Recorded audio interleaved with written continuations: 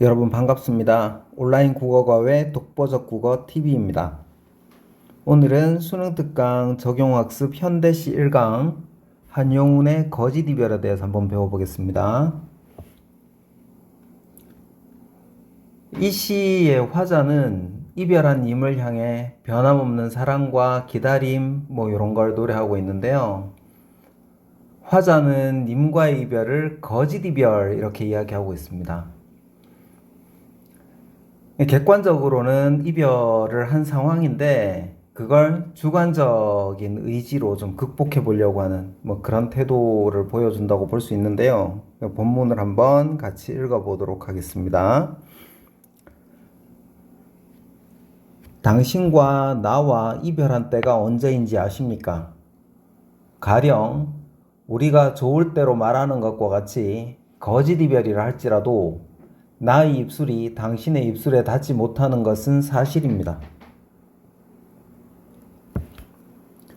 지금 보면 거짓 이별이라고 할지라도 나의 입술이 당신의 입술에 닿지 못하는 건 사실입니다. 그래서 이별에 대한 상황 자체는 사실이라는 걸 알 수 있어요.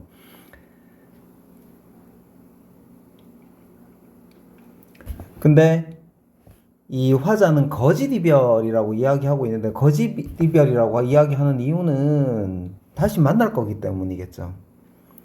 그러니까 일시적인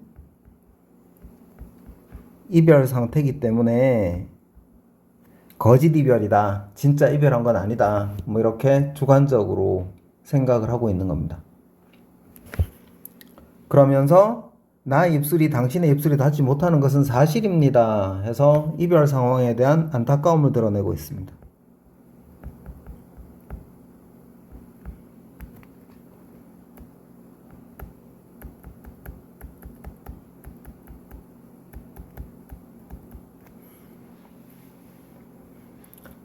이 거짓 이별은 언제나 우리에게서 떠날 것인가요?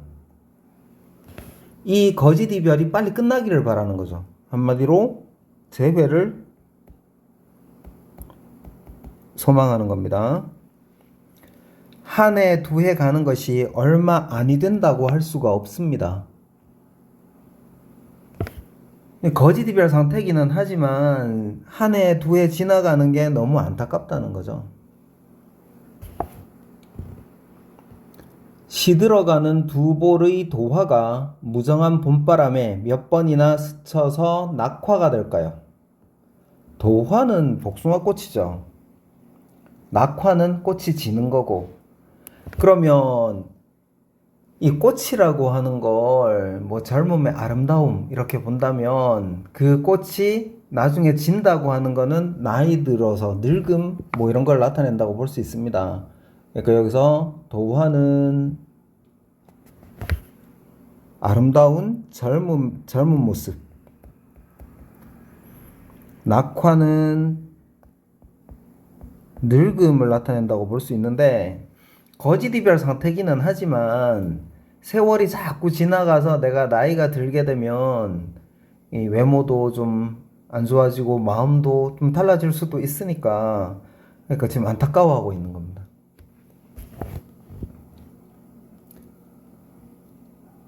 회색이 되어가는 두 밑의 푸른 구름이 쪼이는 가을볕에 얼마나 바래서 백설이 될까요? 두 귀 밑에 푸른 구름이라고 했는데 귀 밑에 푸른 구름은 검은 머리를 이야기하는 거예요.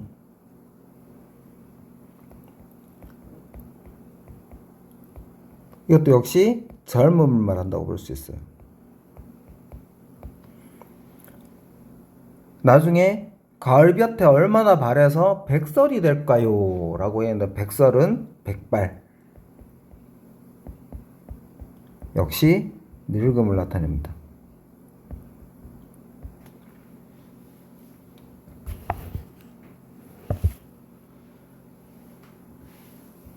자, 여기까지 1년을 보면 객관적으로 볼 때 지금 화자는 님과 지금 이별한 상태예요. 그런데 화자는 현재 이별 상태를 거짓 이별이라고 주장하고 있죠. 님과 헤어져 있기는 하지만 이 상황이 끝나면 틀림없이 다시 만난다는 확신을 갖고 있는 것 같아요. 요런 인식은 한영훈의 다른 시인 님의 침묵에서도 나옵니다. 님의 침묵 보시면 님은 같지만은 나는 님을 보내지 아니하였습니다. 요런 구절이 나오죠. 실제적인 님은 같지만, 그러니까 객관적으로 이별한 상태지만 나는 님을 보내지 않았다, 내 마음속에 남아있다, 뭐 그런 면에서 거의 일맥상통한다고 볼 수 있습니다. 그러니까 현실의 님은 헤어져 있지만 화자의 마음속에 그대로 남아있다, 뭐 이런 거죠.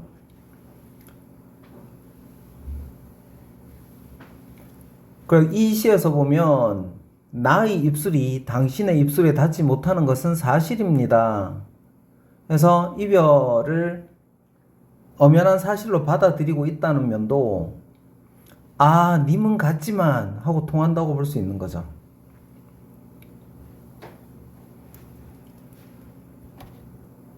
요 님의 침묵도 한번 찾아서 공부를 해보시면 좋을 것 같은데 제 블로그에 님의 침묵 해설 자료가 올라가 있으니까 한번 살펴보시면 좋을 것 같아요. 자, 2연 보겠습니다. 머리는 희어가도 마음은 붉어갑니다. 머리가 희어가도 늙어가도 마음은 붉어간대요. 아까 도화, 꽃이 젊음을 나타냈었거든요. 빨간색. 마음이 붉어간다고 하는 거는 마음은 더 젊어진다, 뭐 젊어진다, 열정은 남아있다, 뭐 그런 의미로 볼 수 있으니까 사랑은 변함이 없다는 겁니다.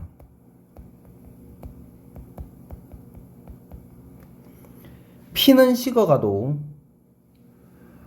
눈물은 더워갑니다. 그러니까 피가 식어간다고 하는 거면 젊음의 열정이 식어간다는 거죠. 젊음의 열정은 식어가도 눈물은 더워갑니다. 마음은 붉어갑니다. 랑 같은 뜻입니다. 요 두 개는 거의 같은 뜻이라고 볼 수 있고요. 사랑은 변함이 없다는 거죠. 근데 이 부분에서는 보면 머리는 희어가도 흰색이죠. 마음은 붉어갑니다. 붉은색이죠. 자, 색채 대비가 나오고요. 피는 식어가도 차갑죠.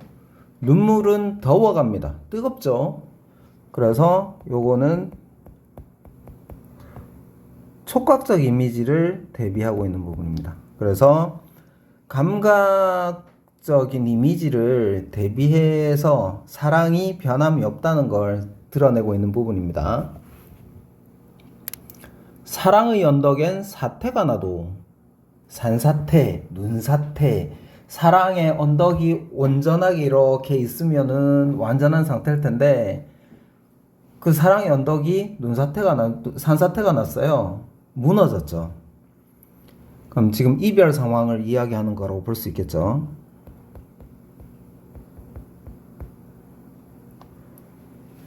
희망의 바다엔 물결이 뛰놀아요.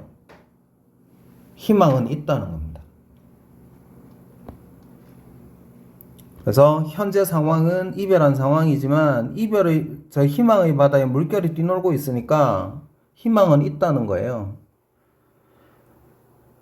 어디의 무엇엔 무엇이 어떻다 구조가 나란히 나왔으니까 대구고요. 하나는 부정적인 사태가 난 거고 하나는 희망이 있다고 했으니까 대조도 되겠습니다. 그죠?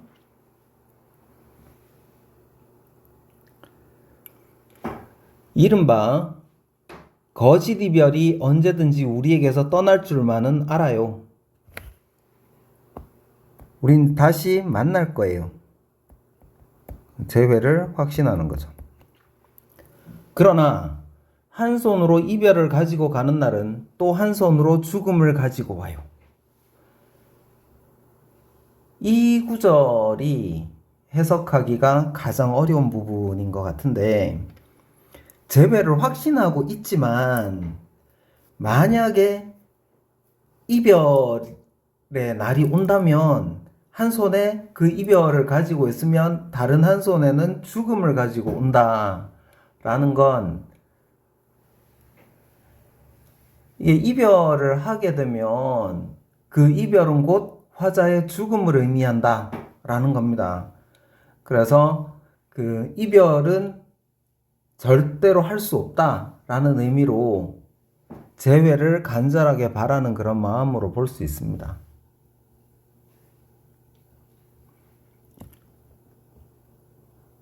그래서 이별은 곧 죽음이다 라는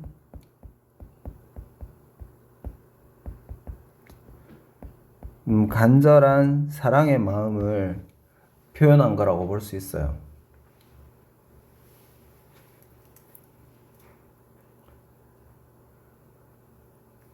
자, 요 4번에 보기 보시면 자신의 유한성을 인지하는 인간은 절대적 존재에 의존하게 된다. 한용운의 거짓 이별은 님으로 상징되는 절대적 존재에 대한 그리움과 사랑을 노래하고 있다. 님의 부재를 거짓 이별이라고 표현하며 님과의 재회에 대한 간절한 소망을 드러내고 있다. 정리되시죠? 그렇게 어려운 시는 아니에요. 맨 마지막 행이 좀 해석하기가 어렵지만 크게 문제되지 않을 정도의 그런 난이도니까 여러 번 읽어보시고 해제만 한번 같이 보겠습니다. 이 작품은 부재하는 당신에 대한 간절한 그리움, 님과 재회하고 싶은 바람을 형상화하고 있다. 화자는 님이 부재하는 상황을 거짓 이별로 규정하는데 이는 객관적인 이별의 상황을 부정함으로써 언젠가 재회할 수 있다는 소망을 나타낸 것이다. 결국 거짓 이별은 한용운의 대표작인 님의 침묵에 나오는 님은 같지만은 나는 님을 보내지 아니하였습니다 라는 식구와 유사한 의미를 담고 있다고 할 수 있다. 이 작품은 경어체 어조를 활용하여 경건한 분위기를 조성하며 대비되는 색채 이미지의 시어를 통해 님에 대한 영원한 사랑을 표현하고 있다는 특징이 있다. 경어체 어조를 활용한 건 한용운 시 같은 경우에는 이 시만 있는 건 아니고요. 많은 시에서 경어체를 사용하고 있고 아까 말씀드렸지만 색채 이미지만 대조되고 있는 게 아니라 촉각적 이미지도 대조되고 있는 부분이 있습니다. 자, 그거 잘 챙겨서 보시면 좋을 것 같아요. 지금 1강에 나오는 한용운 거짓 이별은 여기까지 하고요. 아까 말씀드렸던 것처럼 한용운의 다른 시인 님의 침묵도 꼭 챙겨서 정리를 해주시면 좋을 것 같아요. 그러니까 제 블로그에 올라와 있는 자료 보시고 공부하시면 좋을 것 같습니다. 자, 이 수업은 이걸로 마치고요. 다음 시간에 조지훈의 맹세 수업하도록 하겠습니다. 감사합니다.